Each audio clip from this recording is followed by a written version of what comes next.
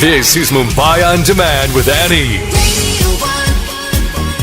Getting healthy is not an option. Getting healthy is something that we have to get used to and we need to understand. And which is why this segment, I think, is one of the most crucial I have on my show every Thursday with the one and only Nawaz Modi Singhania. Welcome back, Nawaz. Thank you, Annie. So that trip was very good, in Switzerland? It was fantastic. Got back on the slopes and feeling great for it. Hey, I know you've come back to the heat here in Mumbai and you probably don't even want to think about it and want to run back or out of this place again.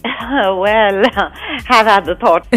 Okay, you did mention that we have this burning question in our minds when it comes to milk and its usages. Because over the years, personally, I know a lot of them have suggested we should stop using milk because it's adulterated. And then there were new brands that came in that spoke of how unadulterated they are, and so you can switch back to milk. But what really is the usage of milk, or how does it benefit us? Well, adulterated or otherwise is just one part of the problem. The other real issue is that there's this huge controversy about milk, and it is true. It's really just meant for the infants. When we grow up, it's more about why do we really want milk? We want it for the calcium or for the protein. Protein is less of a problem. There are multiple other sources you can gain that from. When it comes to calcium, milk and milk products really are the best source of calcium. So if as an adult woman you need 800 to 1,200 milligrams of calcium per day, depending on what age or stage of life you're at. If you're pregnant, you need more, if you know, sort of a thing. The problem is that with the densest form of calcium being in, let's say, milk, one tall glass of milk will still give you just 150 milligrams. So how in the world are you going to get your 800 to, 1,200 milligrams a day or not? No matter what you have, no matter what you consume. So the problem with milk otherwise is that it dips your immunity to a lot of mucus buildup in the body, caters to cancer, and by and large is just wholly avoidable. There are great other sources of calcium, however, things like sesame seeds, coriander leaves, just kothmir chopped up. So I have a bowl of that with every single meal actually that I have. Oh, damn nice. Yeah, and of course supplements are always going to be important, but never without guidance, never without your GP's guidance. You may need vitamin D with it, you may need zinc or magnesium with it, never without testing and, a proper prescription. Right. So when it comes to milk and its usages, you've just put those points out saying that it's not necessary to have milk as your only source of calcium or protein. There are other ways of doing it. I'm sure there are many more that we need to keep in mind, especially for people who do not have access to good milk. We're going to talk about that when we come back on the other side, so don't go anywhere. This is Get Healthy with Nawaz Modi Singhania, owner founder of Body Art Fitness Studio on 94.3. This is Mumbai On Demand with Annie.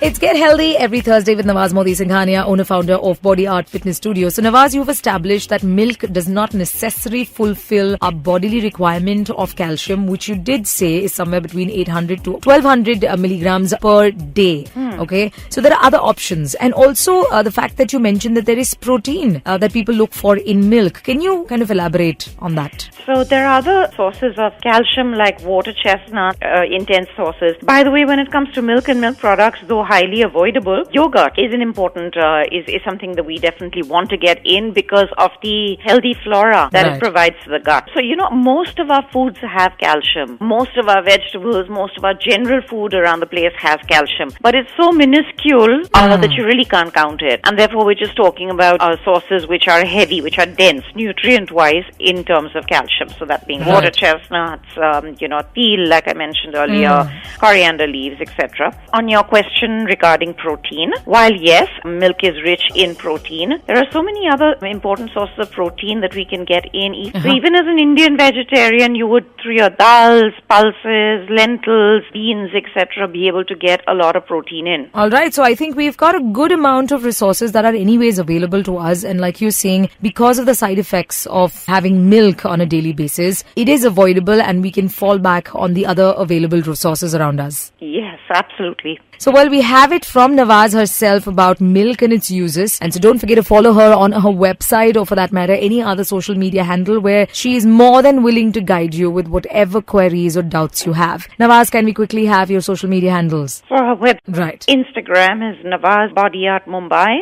and everything else is Body Art Mumbai. That is Facebook, YouTube and Twitter. There it is. Nawaz Body Art Mumbai. Thank you so much for this today, Nawaz. Thank you, Annie. Next week then. Next week it is.